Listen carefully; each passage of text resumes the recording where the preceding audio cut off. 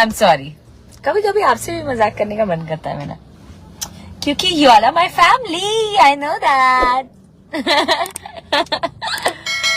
तो मैं अभी फिलहाल रास्ते में हूँ और मुझे लाइव आने का बहुत जोर से मन कर रहा था और बहुत ज्यादा बात करने का मन कर रहा था।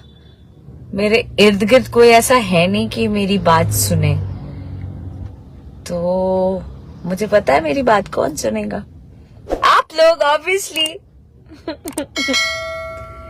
कैसे हैं आप लोग? सो 1-2 दिन पहले मैं इंस्टा पे लाइव आई थी, बट